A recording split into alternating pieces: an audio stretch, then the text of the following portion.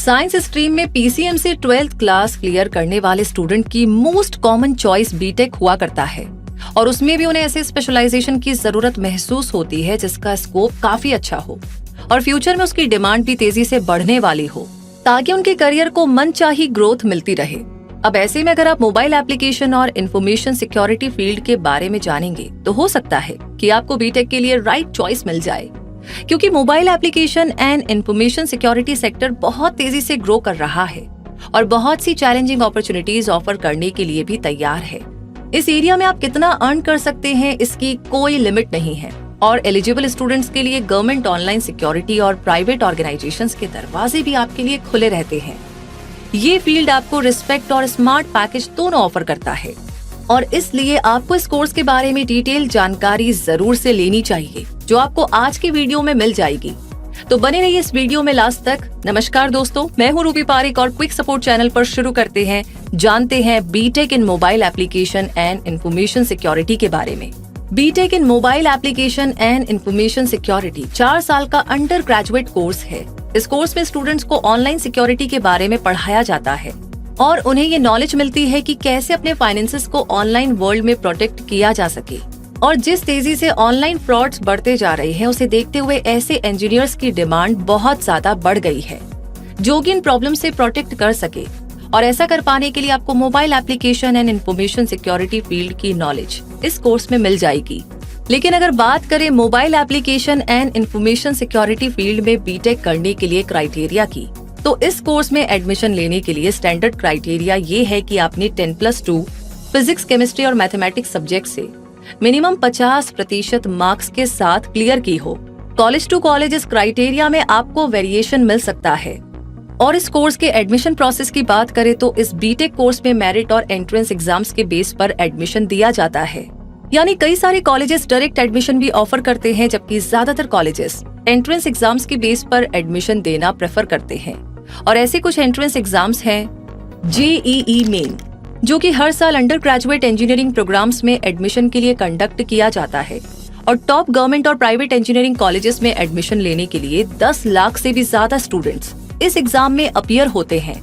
BITSAT यानी कि BIT SAT जो कि बिट्स पिलानी में एडमिशन के लिए इंजीनियरिंग एंट्रेंस एग्जाम होता है और bits Pilani top most private colleges में से एक है। इसके लिए होने वाले एग्जाम्स में अप्रोक्स 2000 सीट्स के लिए ऑनलाइन एग्जाम कंडक्ट होता है। WBJEE की बात करें तो वेस्ट बंगाल के कॉलेजेस में बीटेक कोर्सेज में एडमिशन के लिए ये एग्जाम कंडक्ट किया जाता है। और टेंसेट यानी कि TANCET की बात करें तो अन्ना यूनिवर्सिटी चेन्नई के द्वारा कंडक्ट किया जाने वाला एंट्रेंस एग्जाम होता है। इनके अलावा भी कई सारे एंट्रेंस एग्जाम्स हुआ करते हैं जैसे SRM JEEE, KIIT VIT etc।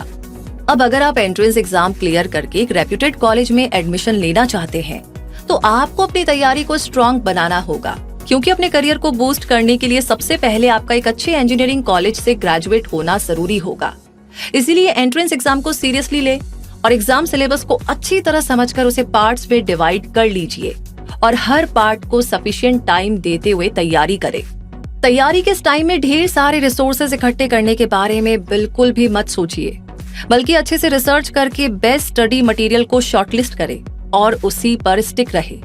और एंट्रेंस एग्जाम में बेस्ट परफॉर्मेंस के लिए जरूरी है कि आप रिवीजन के लिए भी थोड़ा टाइम रखें और लास्ट डेज में रिवीजन करने की बजाय रेगुलरली रिवीजन की प्रैक्टिस करें ताकि आपके कॉन्सेप्ट एकदम क्लियर होते जाए और लास्ट मिनट पर आप टाइम की कमी की वजह से रिवीजन में प्रॉब्लम भी फील ना करें।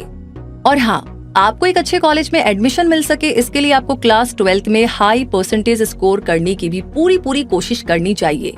और अपने लिए सूटेबल कॉलेजेस सिलेक्ट करते टाइम उन्हें लोकेशन, फी, फैकल्टी, करिकुलम और फैसिलिटीज के लेवल पर प्रेफरेंस देनी चाहिए। तो चलिए एंट्रेंस एग्जाम क्लियर करने की इन प्रिपरेशन टिप्स के बाद अब आगे बढ़ते हैं और जानते हैं इंडिया के ऐसे बेहतरीन कॉलेजेस के नाम जहां से आप B Tech mobile application and information security course कर सकते हैं।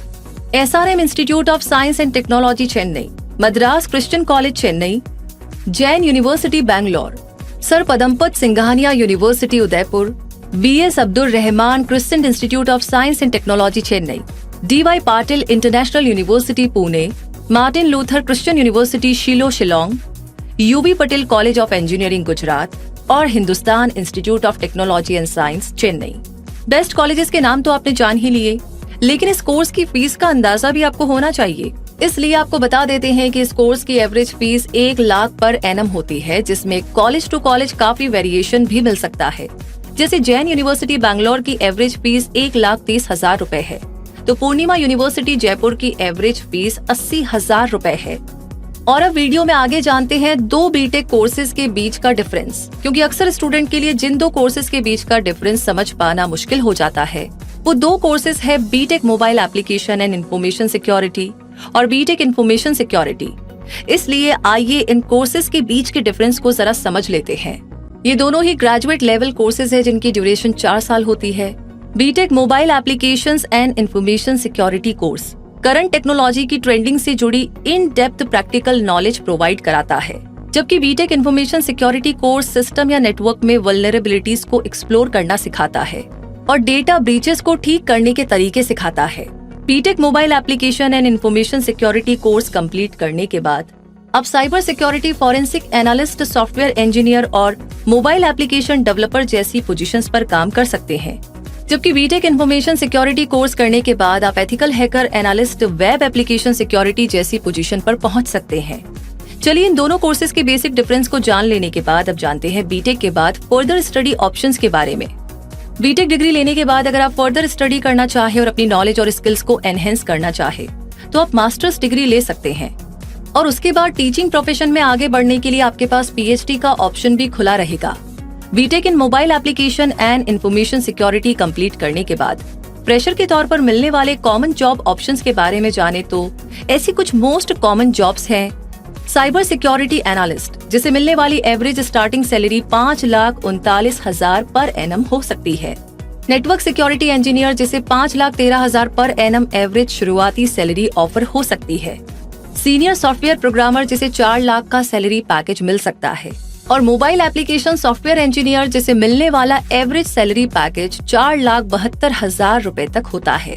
इनके अलावा जिन जॉब पोजीशंस के लिए आप अप्लाई कर सकते हैं वो है ethical hacker, mobile application developer, mobile web developer, UI engineer, test engineer etcetera.